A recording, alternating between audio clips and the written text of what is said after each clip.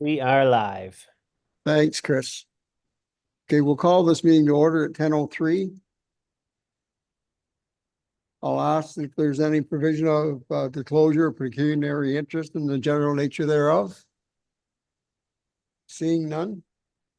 The minutes of the November 20th, 24 meeting of the Accessibility Committee. Any questions or errors? Seeing none. Someone like to move those? Alan? And Jerica? Thank you. All in favor? That's carried. We have one action item today, the Middlesex County Governance Administration Center review, and our deputy CEO and county engineer, Chris Trainey is here, and presentation also by Heather Robinson of the Associate Design Director. But at this time, we'll turn it over to you, Chris, and you can kick it off. Yeah, thank you, Mr. Chair. I can happily run through the report, and Heather's not on the meeting as of yet, but I can also muddle my way through most of what she was going to present in case she doesn't come to the meeting. Do you want to put the report up, Marcy, please? Let's walk through it. I won't spend a lot of time on the report because I think it's more interesting for everyone just to have a look at the drawings, but some of the renderings actually are probably the most exciting thing here.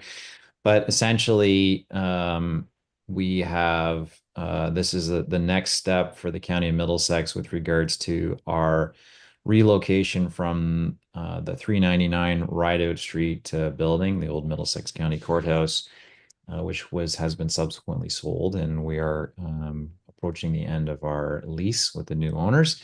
And we are undertaking the design at this moment, the design of a new building at the campus directly adjacent to the Middlesex London Paramedic Services building in South London at the south end of Adelaide Street, right by the highway. And I think if you just scroll a little bit more down here, Marcy, just a little bit of an overview of what we're anticipating here. It's about 18,000 square foot facility, very modern with a more flexible layout for us to undertake a bunch of different activities. I'll show you a picture of our new entranceway with a history wall so we can celebrate some of our county's heritage. It should be a changeable, interactive type display. We have a multi-use space that we anticipate to see a fairly good usage with regards to hosting some of our events in the building, but also being able to provide for space for training and education, as well as space for those who wish to attend council meetings in person, be able to utilize that space very well. And then again, we're trying to create a more natural type, bringing in natural light from the outside in an effort to reduce our dependence on electricity for lighting the building and providing some of the ancillary benefits of having a lot of ambient light within the structure. Put down a little bit more, Marcy. And again, it's we are mindful of AODA standards, so the building will be fully accessible. Maybe we'll just jump, Marcy, to the renderings. I'll just walk through those very quickly. The last tab, Marcy, let's go there first. And then it's 4A, that one, yep.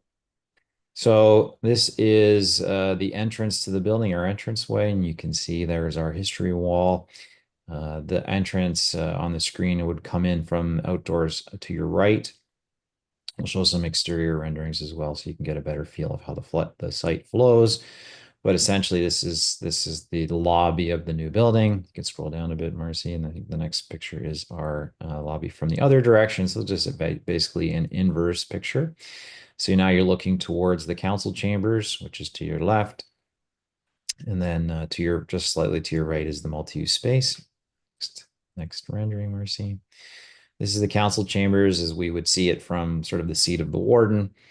So the warden's desk, and then council would be seated to the left and to the right. And then there are people there would be normally where our department heads would sit, present to council. And then behind is the multi-use space. I keep going here, Marcy. This is just sort of an inverse view. So you can see a large screen there as all of our council meetings are streamed online, so easily viewable for anyone in attendance. The warden and the people at the head table have their own individual screens. You keep going, Marcy. This is multi-use space, so you can imagine your list a little bit further back. You can kind of see that big screen in behind the sort of the smaller screen, which just reflect or mirror what's on the big screen, so people can get close and see. All be wired for sound here, so it'll be easy to hear everyone. Again, we're mindful of acoustics and other ways to make it easier for people to hear. I know that's one of the challenges we have in our current council chambers. So this will be much more modern and much more up to date with regards to acoustical benefits for people to listen. And then I think Marcy, can you maybe, sorry, I'm just getting a note on this. I think Heather's trying to get into the meeting and she's having challenges getting in through the Zoom. This is the multi-use space. So a bit of a servery area sort of in behind that wood paneled section. If we're going to provide refreshments to anyone for when we maybe have some council lunches or events, they'll be able to be served through that area. But you can see lots of natural light, lots of things to see as far as bringing the outside into this building. Keep going down, Mercy, a bit more. So this is some of the office areas here. So this wouldn't be accessible by the public without being let in by one of our staff. This is the planning area. So you can see sort of this multi-use type space. This is certainly not finalized with regards to furniture, but you can get a sense of the type of finishes and what kind of space layout would look like. So essentially some sort of multi-use or hoteling space for our staff when they come in. If, again, we have our, oh, your calendar just came up, Mercy, sorry. Space for when they come in, and then there we go. They're coming in now. Here we go. When they come into work from time to time, our planners kind of go to our local municipal offices and then come into this office. So there's space for them to work. And then the next slide down, I think, is also this space, but from a reverse view. This is sort of the print area and their workspace for our planning department and HR. You can see sort of a bit of a black or blue looking box to the left where the person is there in black. Those are our sort of a Zoom pod, if for lack of a better word, but a place for people to go in and take a private phone call or do a Zoom meeting or a Teams meeting. They're soundproof booths, so they can go in there and use those booths without disturbing the folks around them. And keep going here, Mercy. I think we've got quite a few here. So this is, again, another multi-use space upstairs. This would be our, I believe this is our social services department. So very similar sort of layout and style to downstairs. You can see natural light being brought in from the roof and from the exterior windows. Keep going here, Mercy. These are the offices on the main floor, sort of on the side by where the planning department was. And again, you can see the light comes through these offices. Now they won't be completely wide open like this. There will be some screening provided for the staff so that they can have some private areas and not be disturbed. But that's sort of the layout of these offices. Keep coming down. See another one of our booths and a couple of these sort of smaller spaces where staff can have smaller in-person meetings.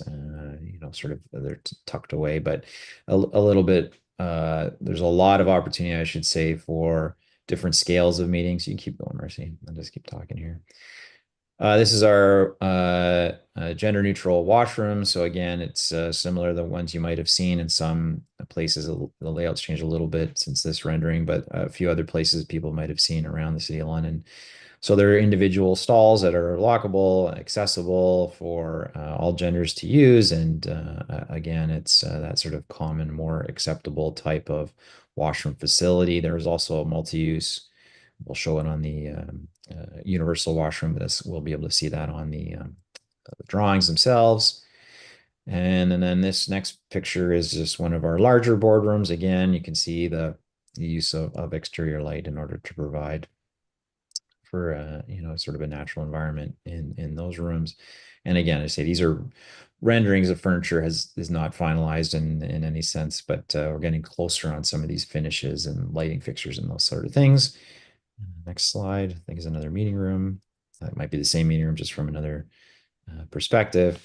This is the new staff lunchroom. So this will be on the second floor. You see a much more welcoming environment than those of you who are familiar with the county building and our current staff lunchroom, which is basically a windowless room in the basement. This is certainly going to promote more use by our staff, and we're happy to see. Well, we will be very happy to see more use by staff, and it helps to provide better morale and communication between our staff members who sometimes don't see each other throughout much of the rest of the day. And then there's an exterior rendering here. So this is from that you can see sort of the multicolored wall, which is in the lunchroom, and then that opens up to the outside with a bit of a second floor patio space. You can see our Middlesex County stairwell and tower that's on the corner predominantly to show, a bit of a site feature for the building. I'll keep going down here, Mercy. Just another meeting room. We keep scrolling through these a little bit quicker if you like. Meeting rooms again. Again, just to show you how the light kind of permeates through the whole building. This is just outside of our treasury department on the second floor. Is that the last one? The bottom? Okay.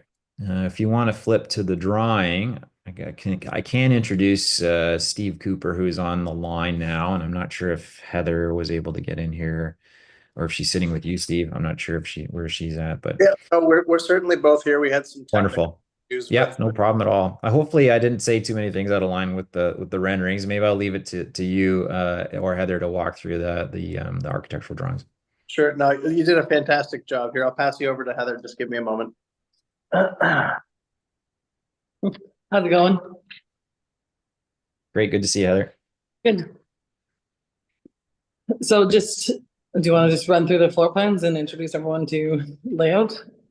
Yeah, I think what we probably would do here, Heather, is for the Accessibility Advisory Committee, maybe walk through with pay some special attention to some of those features that are within this building to make it inclusive and for all. Marcy can walk you through the slide. Just ask her to advance to the next page of the drawings. Okay. Marcy, do you mind scrolling down to the first floor plan? I think it's 10 or 12 pages in. Oh, there we go. Up one. There we go. So if you zoom into the main entrance, we'll probably start there. So the main entrance is off of the main parking lot, which is adjacent between this new building and the existing EMS headquarters. So as you come from the parking lot, it's an accessible path of travel from spaces that are adjacent to the main entrance and accessible concrete sidewalk to the main entrance itself. Then the main entrance has double doors that are automatic, again, for accessibility. Both doors are set to that. And then as you come into the lobby, it's a pretty open space, and we're going to have a little bit of not only signage for directory to direct you through to where staff areas are, the main council, as well as a little bit of history and information about Middlesex County on the north wall as well.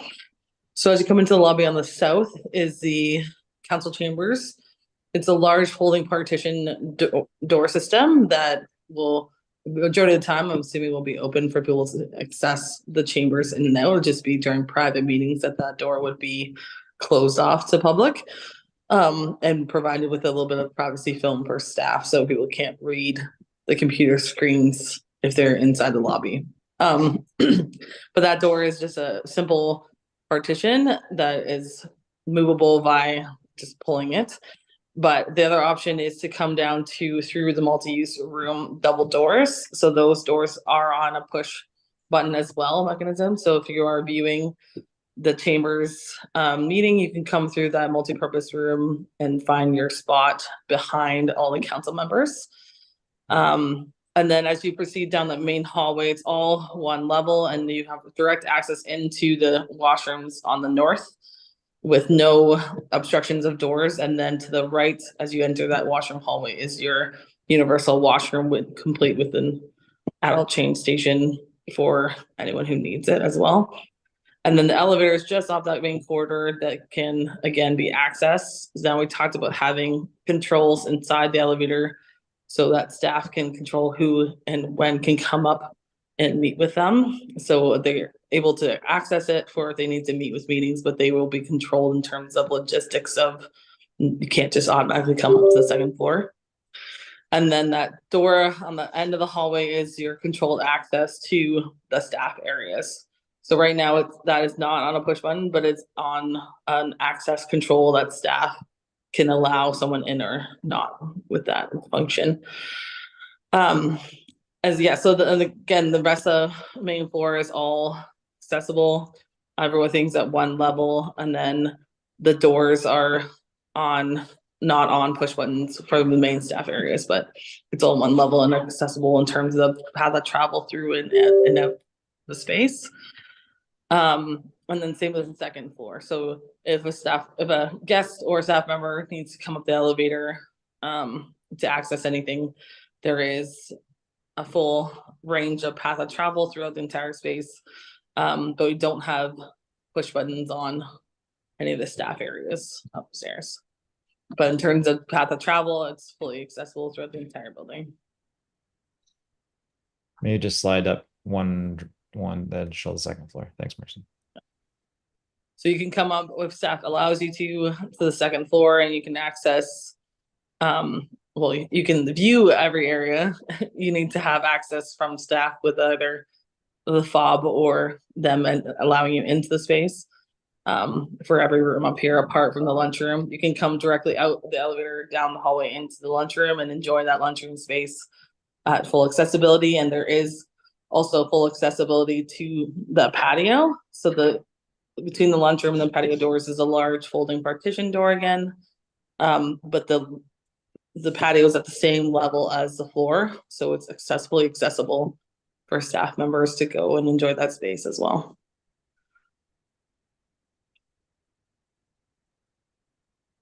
That's great. Thanks so much for the walkthrough there, Heather. Mr. Chair, maybe we'll leave it at that, and certainly you've got Steve and Heather from out here to answer any questions, and I certainly am happy to fill in where I can. But I think with that, Marcy, what's the recommendation that's on that report? I just can't pull it up. I'm sorry. I think it's your middle tab there on the top. The I'll report. ask at this time if any of the committee members have any questions. Go ahead, Alan. Thank you, John, very much. Chris, I enjoyed that presentation. It looks very fresh and really inviting. Chris, I assume there's a generator for power in that build, is there? Okay, we're Yes. all set there. And is any of the HVAC or any of the engineering tied into the existing EMS building in some manner? No, through the chair, it's going to be completely separate, a completely separate supply. That's the requirements of the City of London and London Hydro, is that we have separate supply to both buildings. Certainly there's some cost to that, but I think there's a benefit as well in that we can have those two buildings isolated. I think, as this committee might realize, the MLPS building with some limited emergency response, but being able to get ambulances in and out and get their logistics organized and mobile. If there is some kind of disruption to power to the site, at least we can have one of the two buildings operating, but we'll be on full backup power here, Councillor Mayhew, but they're two separate connections. And just to follow up, Chris, therefore, the cost efficiencies were in the fact that we owned the land, and that's that is a wise choice. Okay, thank you very much. Thank you. Any other committee? Jerica, you have a question? Go ahead. Yes, thank you. I'm wondering, at this point in time, are we just receiving this report for information, or is this an opportunity to provide comments on the plan, or just clarifying that? You can provide comments on the plan at this time if you wish. Okay. Well, first off, I do want to thank you folks for the presentation, and definitely it's very exciting, and looking forward to the features that are being included. I actually had just a few comments about the exterior of the site, which I know we didn't go into too much. I was wondering for the 3 new accessible parking spaces. I understand that 4 existing parking spaces are accessible for the paramedics building. I noticed that 2 are type A and 1 is proposed to be a type B. I would just ask that consideration, especially given that there does seem to be leeway with the soft landscaping there, if just all 3 sites could be type A, especially given the report that went last year with the accessibility committee in Ontario. If we can do type A spaces, it's just easier for consistency and providing more access, but understand that's not a requirement, just something to consider. I also had a comment whether I noticed that there is notes on the plan and there is painting markings for the accessible parking spaces.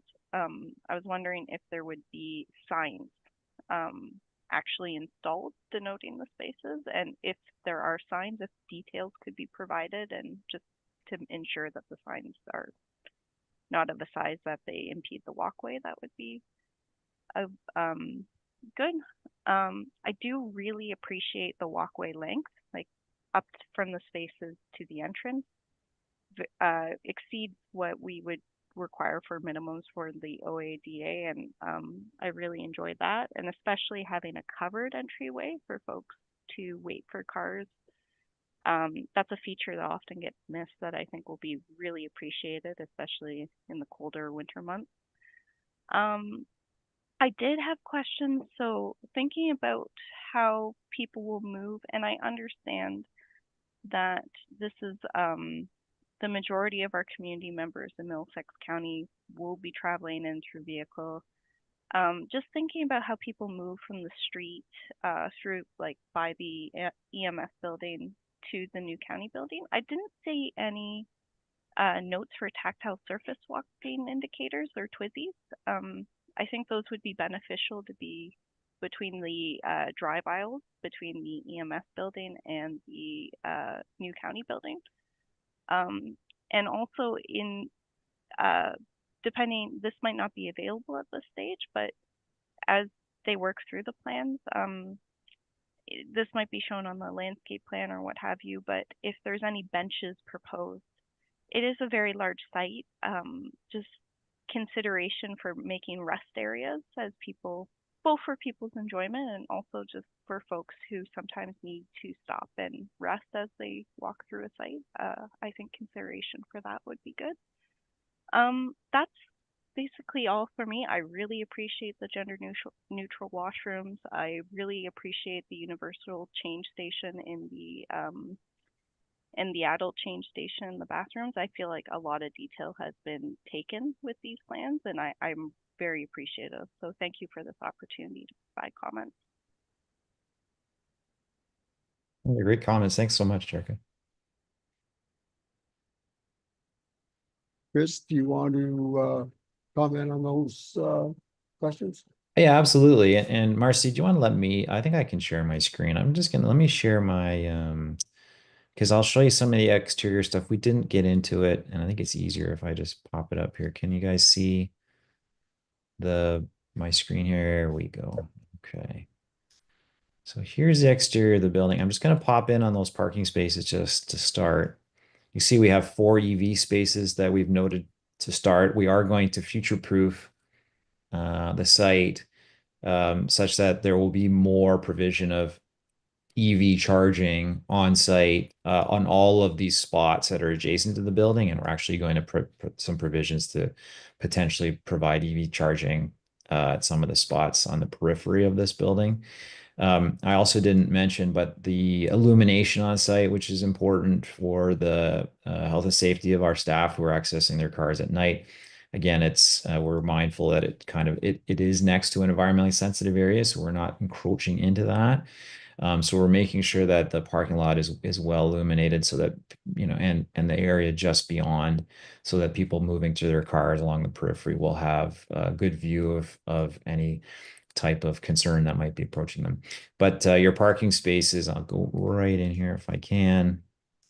You can see where the sort of these letters BF is noted. That's where the signs are actually going to be installed for the 3 spaces. So they will be well out of the way. The width of the concrete pathway is over 2.1 meters, so wider than what we would normally prescribe for a sidewalk, which I think will be well used in this area here. So if we have people passing each other with mobility devices, there'll be plenty of room to pass on site. I'm just going to scroll down here really quickly. Again, there's that you have some canopy above the entrance, which is very nice. There's some benches shown here. Again, we're a little early on with regards to the landscaping. We are proposing a few benches here. We haven't really made any proposal about what we're going to do with this exterior space, other than just with regards to some plantings outside of the building. Again, the intent here is to have more of a campus feel, so that staff for MLPS and our paramedics can have opportunity to come over and share in the outdoor amenity areas of this building. If you've been to the site, there's not much there right now for them to do. There's a big pile of dirt and topsoil there at the moment. And I'll scroll a little bit, but again, we have the wider sidewalks.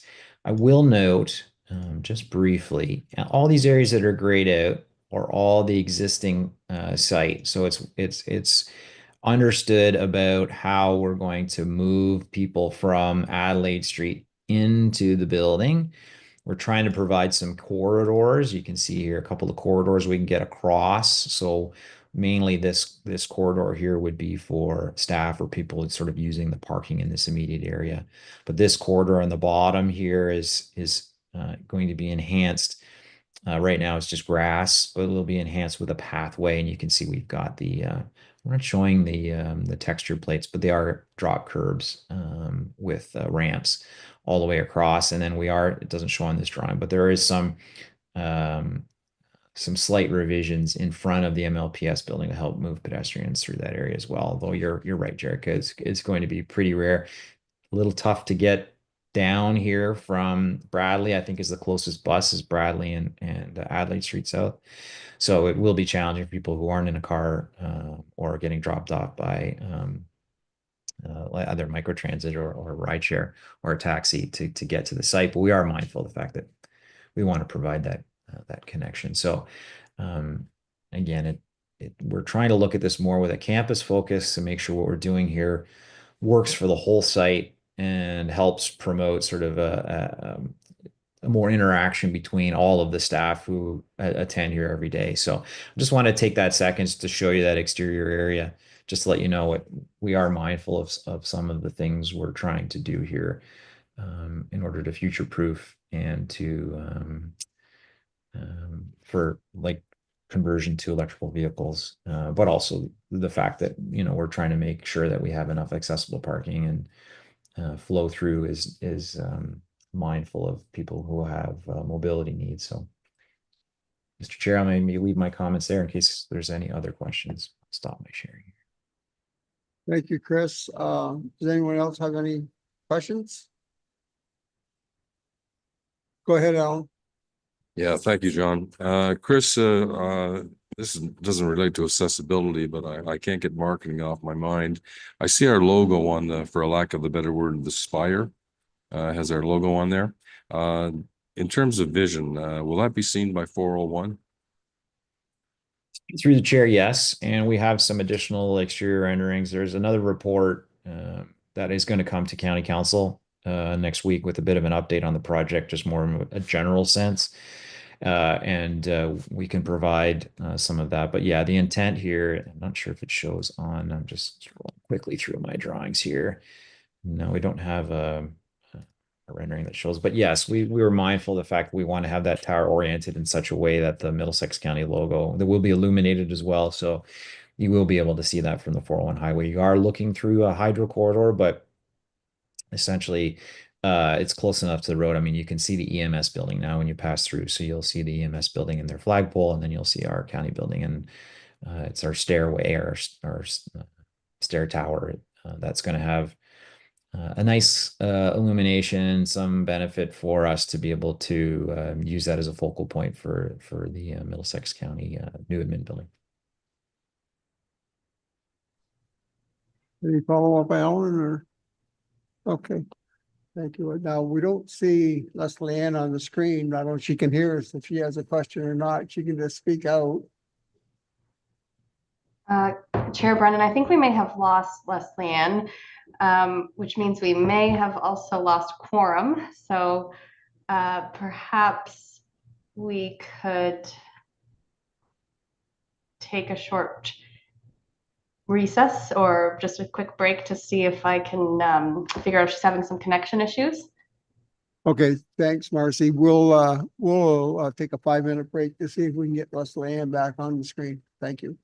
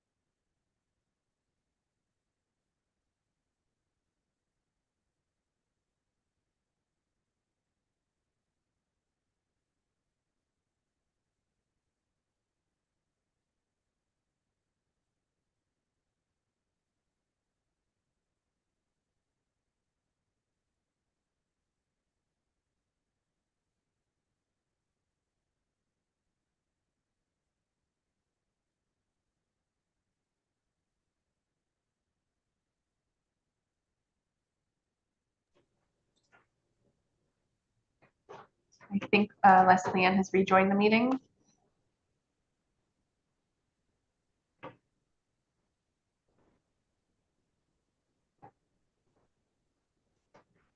Leslie Ann, are you there?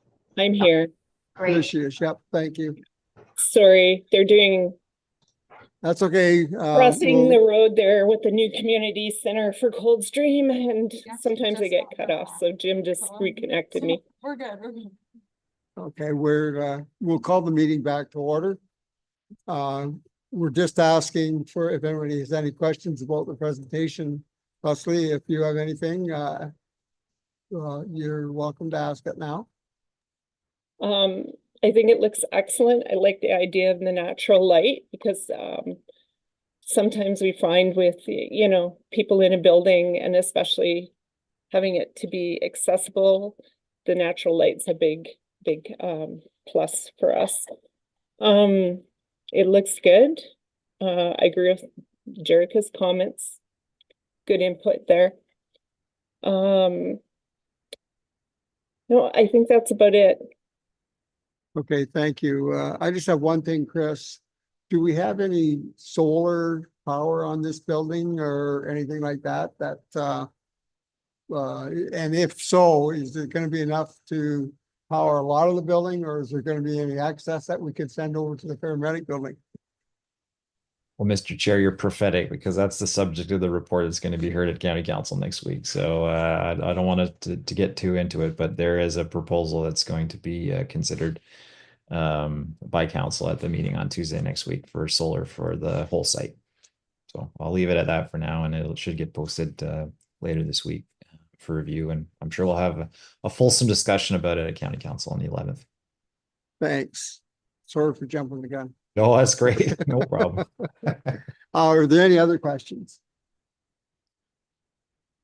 Seeing none at this time, I would ask that we accept this presentation that the Middlesex County Governance and Administration Center report be received for information. So we'd like to move that. So moved. Erica and then Alan. Any further questions?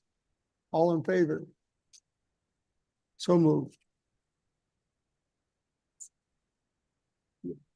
Oh, sorry, we moved that, but there was one thing from Jerica, Chris, that she was wondering if that the consideration be given to making all accessible parking spaces type A spaces.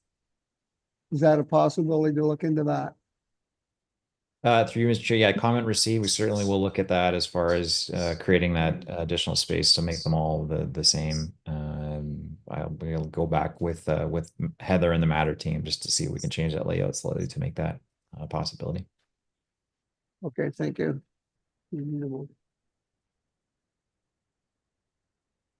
Okay, we'll leave it at that for now. Then you can look into that, and then if a motion is required at a later date, we can do that.